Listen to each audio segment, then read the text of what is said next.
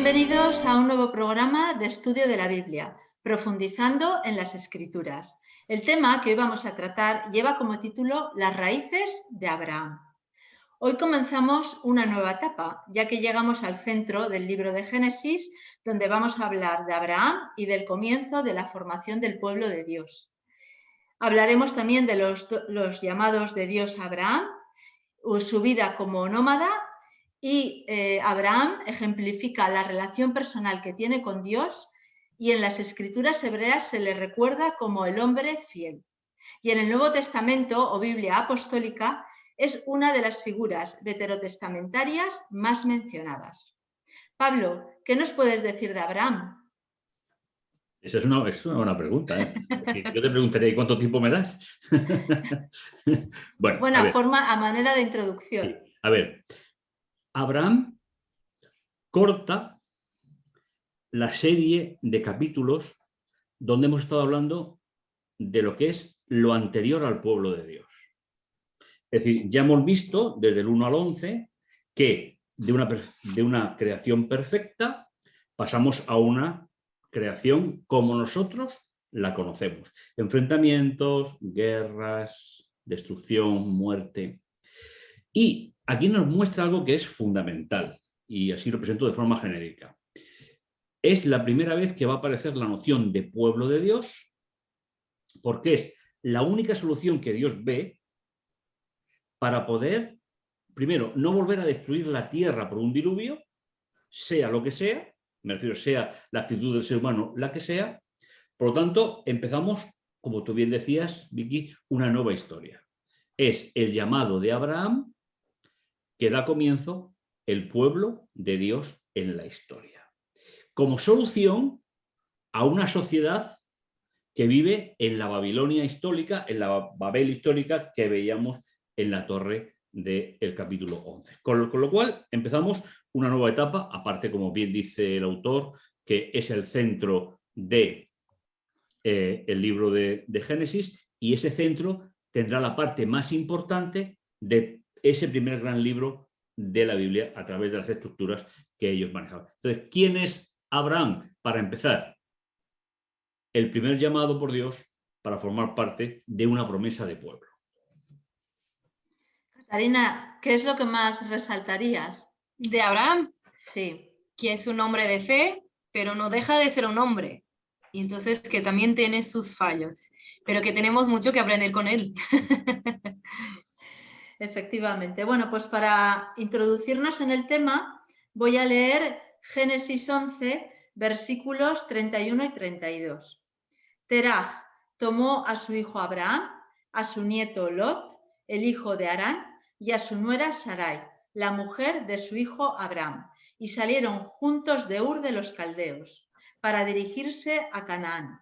Llegados a Harán, se establecieron allí. Fueron los días de Teraj 205 años y murió en Harán. Bien, pues sabemos que Abraham tuvo que salir de Ur de los Caldeos. Se pone en contacto Dios con él y es la segunda persona, aparte de Noé, porque con Noé también le hizo una alianza diciendo que nunca más habría otro diluvio mundial. Y aquí tenemos ahora a Abraham, que vuelve a conectar con Dios y Dios con Abraham. Pablo, ¿nos puedes decir por qué y para qué? Bueno, la verdad es que la iniciativa la toma Dios, como siempre. Desde que Adán y Eva se escondieron después de pecar, siempre la iniciativa viene de parte de Dios buscando al ser humano. Nosotros no podemos buscar a Dios, nosotros le buscamos después que Él nos ha buscado. Entonces, la figura de Abraham se va a convertir en el prototipo por excelencia de la relación personal con Dios. A partir de aquí vamos a ver un cambio de estilo, un cambio de acontecimientos, pero hay algo importante. ¿De dónde parte Abraham? Abraham parte de Babel. ¿Y a dónde llega? A Canaán, a la tierra prometida. Con lo cual es el primer personaje que se identifica, que deja atrás la puerta de los dioses, como decíamos en un programa anterior, para dirigirse a la tierra de Dios, a la tierra de la promesa. Con lo cual, creo que el programa de hoy es tremendamente apasionante, de ver cómo Dios hace de un ser humano, pues como decía Catarina, como todos nosotros, un ser humano no que sea especial, lo que es especial es la función que Dios le otorga. ¿Puedes leer, por favor, Génesis 12, versículos del 1 al 3? Sí. Me vais a permitir que lo lea a mi manera, ¿vale? Para que sea más práctico. Muy bien. Dice, ahora bien, Yahvé dijo a Abraham, vete de tu tierra y de tu familia y de la casa de tu padre a la tierra que te mostraré. Haré de ti una nación grande y te bendeciré y engrandeceré tu nombre y serás bendición. Bendeciré a los que te bendigan, y aquí donde quiero introducir algo para la reflexión, y dejarás de tener importancia los que no te bendigan. Y en ti serán benditas todas las familias de la tierra. Bien, la partida de Abraham incluye a su familia, también a su esposa, Sara, que tiene además un papel importante en la vida de Abraham y en el relato también, porque lo deja todo igual que él, sin saber dónde va. Sí, en cierto modo es una segunda Eva. Es decir, por decirlo de alguna manera, ¿no? Es decir, empieza una historia donde hay un matrimonio. ¿Por qué? Porque el matrimonio fue el diseño original de Dios para la sociedad. Además de todo esto, Abraham tenía que dejar su cultura, su educación, la idolatría, porque su padre además tallaba figuras de ídolos. Así lo dice Josué en su libro. La verdad es que Abraham sale, como diríamos nosotros, con lo opuesto. Es decir, será el camino el que vaya haciendo un prototipo de creyente. Pero Abraham no deja totalmente de ser lo que es cuando empieza el camino con Dios. Sino que viviendo en una sociedad politeísta, pagana, es decir, como lo vimos en la Torre de Babel, finalmente has leído, Vicky, el final del capítulo 11, empieza un camino, pero un camino que traza Dios y que tanto él como su esposa, Sarai, irán desarrollando la relación personal con Dios. Entonces, ¿qué va a hacer la religión con Abraham? Va a culturizar su cultura. Es decir, le va a dar un valor diferente a la cultura de Abraham, que finalmente es el valor de la religión, culturizar la cultura en la cual nacemos. Para mí esta parte es muy bonita, porque es decir, que una persona cuando acepta Jesús en su vida tiene todavía un camino a hacer. Y Abraham también. Todavía nosotros nos enfocamos mucho en lo momento en que él acepta como ya un momento de gran fe y parece que ya está todo hecho. Pero mismo porque acepta dejar todo para atrás, no significa que no tenga todavía que cambiar muchas cosas de carácter y tener que mejorar su relacionamiento con Dios. Entonces, este es algo que nos enseña mucho, principalmente porque de lo que viene después. Y luego, después de esta gran descoja de Abraham, vemos que él todavía comete errores. Entonces, decir que aceptamos a Jesús no es lo que llega. Ahí no tenemos algo que caminar. Y más do que eso, muchas de las veces decir, vete de tu tierra, solo esto para mí ya es un llamado muy grande. Y que mismo que no sea, fue para Abraham, no sea directamente para nosotros lo mismo, significa lo mismo, porque mismo que yo no tenga que salir de mi tierra, sí que tengo que vivir de otra forma. Sí que tengo que no estar apegado a las cosas que tengo, a mi tierra, porque soy de otra tierra. ¿No? Abraham siempre viajó toda su vida, porque no era de esta tierra. Y nosotros también no somos. Este es lo mismo llamado para nosotros. Vete de esta tierra, vive de esa forma por lo menos. No que tengamos ahora de ser nómadas, pero que significa mucho que tengamos que vivir de otra forma. Sí, Abraham tenía que conocer al verdadero Dios, por eso le saca... Tenía, no que lo Tenía. conociera. Sí, tenía que conocer al verdadero Dios, sí. Efectivamente. Bien, pero una vez llega a la tierra de Canaán, pues acaba de llegar y hay hambre en la tierra, con lo cual decide dejarla y partir a Egipto, que se da también posteriormente en ocasiones este problema. Sí, fijaos el itinerario, que se va a repetir en toda la época de los profetas, en toda la época de Daniel, es decir, Egipto a una parte, Babel a la otra. Y ese trasiego de la idolatría de Babel al humanismo de Egipto, humanismo antropológico, va a ser el gran conflicto religioso de todas las épocas. Incluso el libro de Daniel, los que tanto nos gusta, el rey del norte, el rey del sur, etcétera, y finalmente está mostrando cuál es el conflicto, nombrando zonas geográficas, pero en realidad no son zonas geográficas, sino que es la puerta de los dioses y el humanismo en el sentido más puro, que es lo que representa Egipto. Con lo cual, diríamos de una forma muy coloquial, y espero que nadie se nos moleste, dejó un problema para meterse en otro. Claro. Y nosotros también lo podemos hacer. No, lo hacemos. Que podemos decir fácilmente, no somos de Babilonia, pero cuando ven las dificultades vamos a Egipto, porque es en términos de, por ejemplo, de vivir mucho para esta tierra y tener seguridad, no tener hambre, perdón. Entonces, que podemos hacer las mismas cosas en nuestra vida. Hacemos las mismas cosas. Hacemos. Es decir, que, porque no somos ni mejores ni peores. Andamos el camino que anduvo Abraham. Entonces, a una parte, la religión falsa, a otra parte, la religión puramente antropológica, puramente humana. Con lo cual, ese va a ser en el entorno que se van a mover no solo Abraham, sino el pueblo de Dios, tanto el físico como el espiritual, a lo largo de toda su historia. Sí. Catarina, ¿puedes leer Génesis 12, versículos del 10 al 12?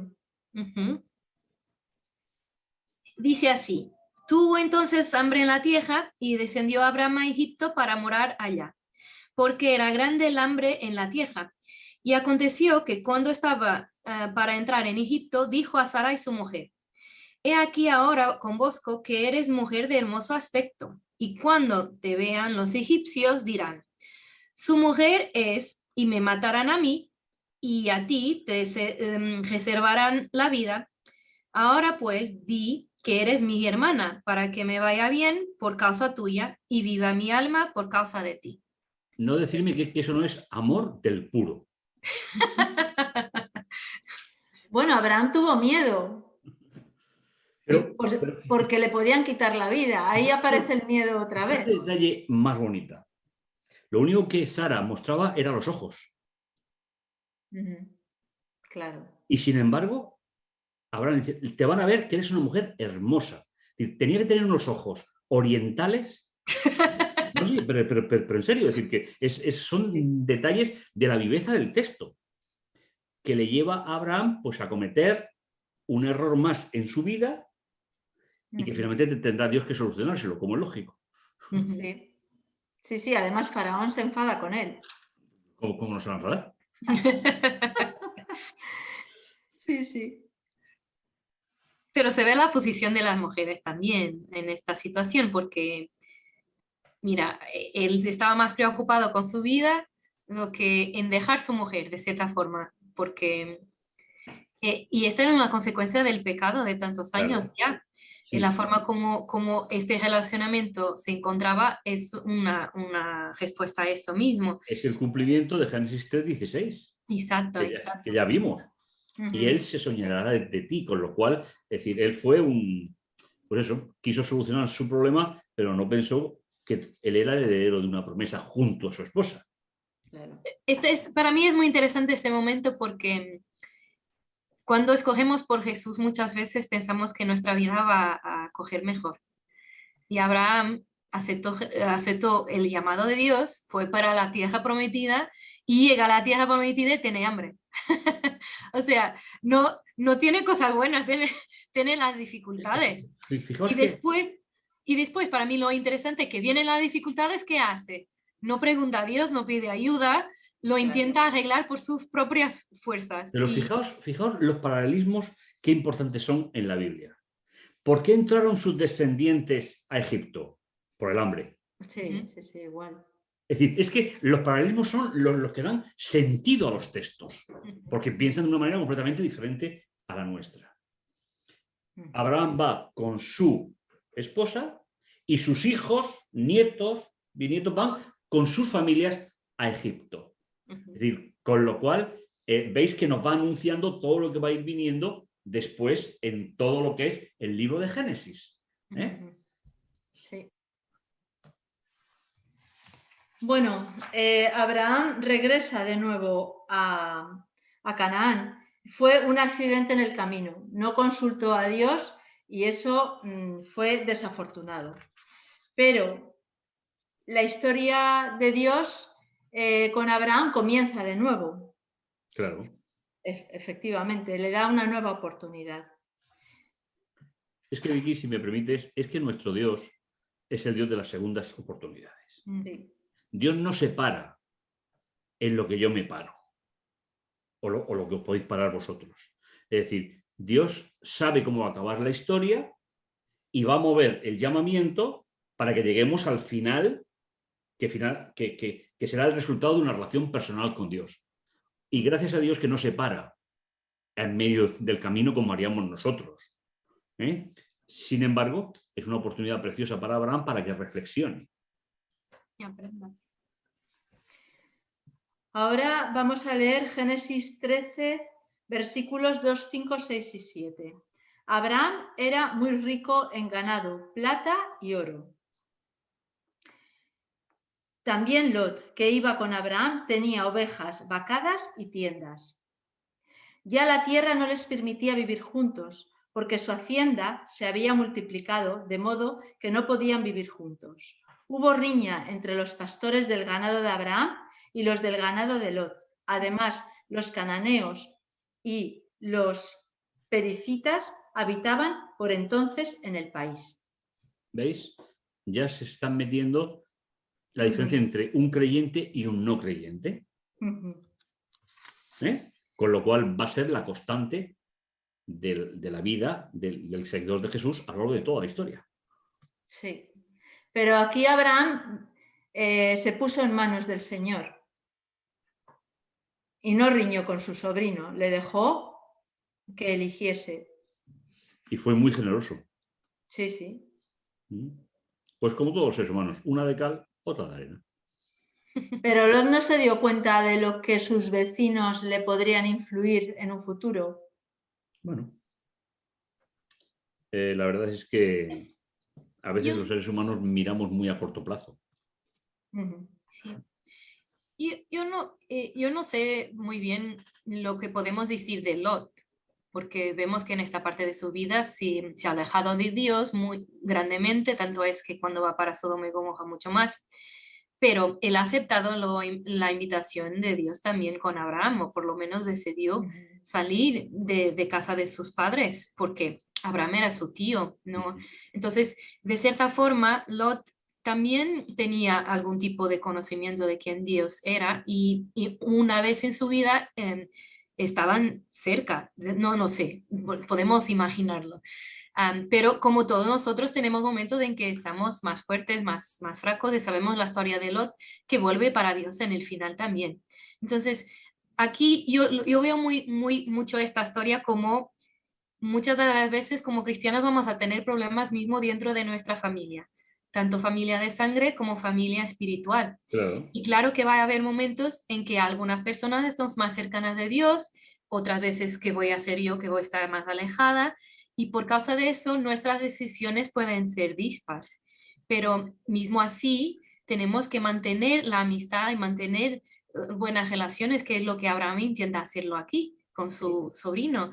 Lo que es bonito es, mira, si tú tienes la capacidad, mismo en momentos diferentes y que tenemos opiniones diferentes, si tú tienes la capacidad de aceptar y dejar lo otro, escoger primero, entonces muy bien, es lo que Dios te llama a hacer, a poner la otra persona y sus voluntades delante de las tuyas. Sí, pero es que además Abraham no eligió la tierra, fue un regalo que Dios le hizo. Sí. Lo que Abraham tenía que hacer era ponerse en marcha. Ujú. Y caminar junto a Dios, que finalmente es lo que en el Antiguo Testamento se identifica como fe y obras. Es decir, que esa diferencia que se hace en el Nuevo por muchos grupos no es bíblica. Es decir, la religión bíblica es caminar junto a Dios, guardando las señales de tráfico, no infringiéndolas. Es decir, finalmente es la relación personal y una vida acorde con el camino que estamos andando. En este momento aprendo mucho también con la ejada de Lot, porque la realidad es que él escoge lo fácil. Él podría, en este momento para mí, él podría haber escogido la tierra prometida que iba para el otro lado, porque le dan la escoja era suya. Y mismo así, ¿qué escoge? Escoge la parte fácil en términos monetarios, de facilidades, en vez de escoger lo que era la promesa de Dios, que nos dice mucho ya de cómo pensaba Lot en este momento de su vida. Pero nosotros también, otra vez, es que esta lección para mí es un montón de momentos de que empiezo, mira, yo también hago esto, yo también hago esto.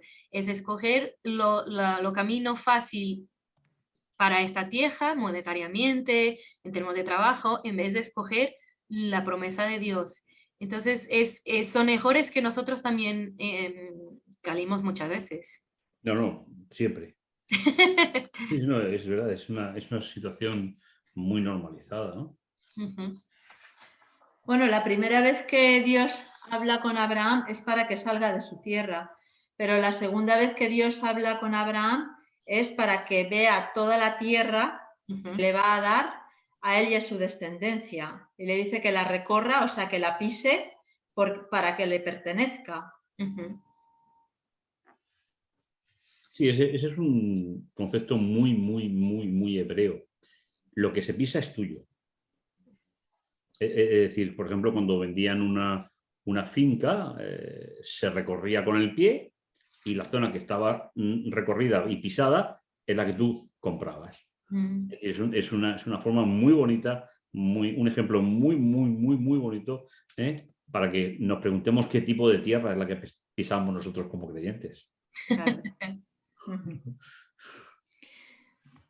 Bueno, y después de todo esto, aparece en la palabra de Dios la primera guerra que se narra aquí. Pablo, ¿puedes por favor leer Génesis 14 del 1 al 3? Sí. Ahora bien, siendo Rafael rey de Sinar, es decir, rey donde había estado la torre, Arioc, rey de Lesar, Kedorlomer, rey de Elam, y Tildad, rey de Goyín. Hicieron guerra a Bera, rey de Sodoma, a Birsa, rey de Gomorra, a Sinab, rey de Adma, a Semeber, rey de Zeboín, y al rey de Belda, lo cual es Zahor. Y todos estos se unieron en el valle de Sidín, que es el mar de la sal, es decir, el mar muerto. Es la primera guerra institucional, ya no espiritual, sino ya física, que se narra en la Biblia. Entonces es Babilonia contra Canaán, que sería geográficamente situando los puntos de estos reyes. Pero Abraham se queda neutral. Él no entra en ese conflicto, por así decirlo. Lógicamente, es que no iba con él. Por eso. Es que no iba con él. Por eso. Pero sí que cuando se entera de que su sobrino está preso, pues entonces él ahí sí que actúa. A ver, los lazos de familia en el mundo oriental no son los nuestros. Los sistemas patriarcales tienen un profundo arraigo familiar. E incluso en el hebreo bíblico se confunde hijo con padre o abuelo con padre. Es decir, no hay esa diferencia. ¿Por qué? Pues porque es la unidad familiar. Entonces, a Abraham no le importó que su sobrino escogiera la mejor tierra. ¿Por qué? Porque finalmente hasta él se la había ofrecido. Lo que importaba es que su familia estaba en peligro. Y ahí es donde Abraham actúa. Exacto. Sí. O sea, no tenía ningún resentimiento con su sobrino, No. sino que lo quería y fue en su busca. Mm. Y entonces sí preparó una guerra para poder librarlo de... Diríamos que sería una contraguerra. Sí, Más por una así defensa. decirlo. Un resgate. Porque solo ataca ese campamento donde está Lot. Sí, Él solo se preocupa de salvar a su sobrino, nada más. Y con él, claro, el rey de Sodoma también. Pero muestra también el tipo de hombre que Abraham, Sí. Abraham era, porque recibe la noticia, recoge todos sus hombres lo que tenía, ¿vale? La Biblia dice que son 318, de 18, ¿vale? Y los junta a todos a ir a hacer esto así, entonces que era alguien de gran, no sé, con gran confianza. No sé si sus hombres estaban preparados o no para hacer algo así, pero vemos también que Dios, que recoge a Dios en este momento también para preguntar si lo había de hacer o no. Entonces, pienso que su confianza probablemente viene porque sabe que Dios está consigo en este momento, porque el número de hombres que tenía no era así tan grande para lo que se propuso hacer. Entonces, pero vemos aquí la valentía que tenía y la coraje que tenía también. Es decir, como se comenta en este apartado, la relación de Abraham con Dios era tan estable que le lleva a empezar lo que podía haber acabado con su vida, en principio. Pero, sin embargo, ¿qué predomina para él? La promesa de Dios de que serán una gran familia, que serán un gran pueblo, etcétera, etcétera. Con lo cual, aquí lo más importante es resaltar que Abraham actuó por tener una relación estable, permanente, inquebrantable con Dios, que es lo que se suele traducir por fe.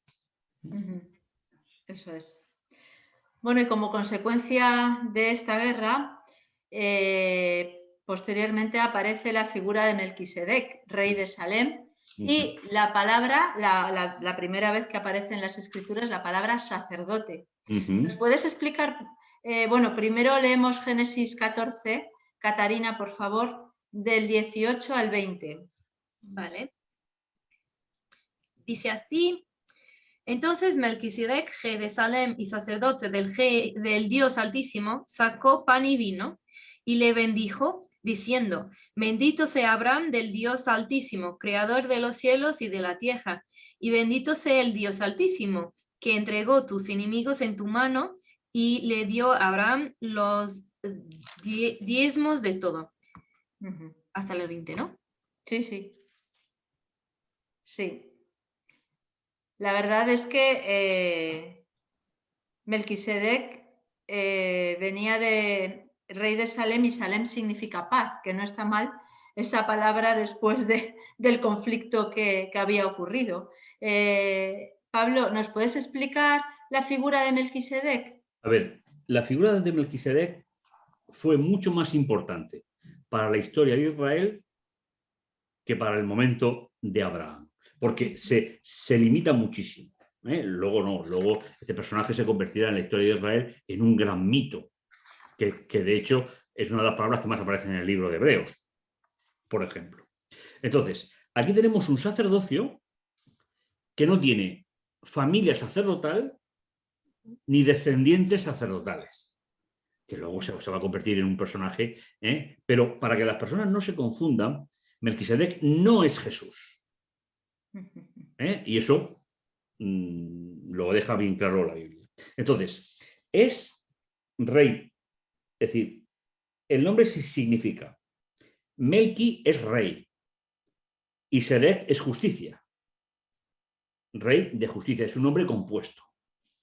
Con lo cual se le conoce como un rey equitativo, como un rey que sabe aplicar de forma coherente sus dictados, sus órdenes, a diferencia de todos los otros reyes que hemos leído con nombres que son prácticamente impronunciables, que hacían la guerra. Entonces, como bien decíais, es el primer sacerdote bíblico, que no pertenece a una dinastía sacerdotal, porque si no hubiese sido un sacerdote pagano, de los templos paganos, idolatría y tal, y que honra a Dios y que ama al mismo Dios que Abraham. Es verdad que en el texto no nos va a dar todos los detalles de cómo conoce Melquisedec a Dios, pero cuando no está es porque no es importante. Simplemente al reconocerlo a Abraham como sacerdote del Altísimo y darle el diezmo del botín, lo está reconociendo en su relación. Es un representante de Abraham ante Dios, que finalmente es la función del sacerdote. Ese es un punto importante. ¿Y qué hizo? En la hospitalidad oriental, invitarle a comer, que es muy, muy, muy importante para esa mentalidad de personas que van de un sitio a otro, en tiendas de campaña. La hospitalidad es el mejor encuentro entre las familias y las personas de la época. Le da el pan, le da el vino. Es verdad que luego todo esto se puede interpretar en la época de Jesús de muchas maneras, pero estamos al principio. Estamos al principio y por tanto no se debería de hacer mucha especulación o teología ficción. Simplemente está el primer patriarca del pueblo de Dios y el primer sacerdote del pueblo de Dios. Además, le da todo el diezmo porque al fin y al cabo Dios le da todo y él solo le devuelve sí, además, parte de lo que el Señor le da. Además hay una idea con el diezmo que a mí me gusta mucho porque al ser la primera vez que se menciona, hay personas que se confunden con esta idea. El diezmo es solo de lo que hemos recibido. De lo que no hemos recibido, no. Con lo cual, cuando nosotros devolvemos el diezmo como hizo Abraham, es de algo que ya se ha realizado. Lo que pasa en el futuro no está garantizado. Esa es una idea fundamental con el tema del diezmo. Si yo tengo para devolver el diezmo, es porque ya lo he recibido. Como me cambien las cosas mañana o me puedan cambiar el futuro, no depende de esta idea, sino que simplemente reconoció que él, aparte de ser rey, al ser sacerdote, debía de comer, en cierto modo, de lo que Dios había o iba a proporcionar para el sacerdocio. Con lo cual, ¿sabéis? Es el comienzo de muchas cosas. Porque luego prácticamente toda la religión va a ser desarrollar todas estas ideas. Prácticamente.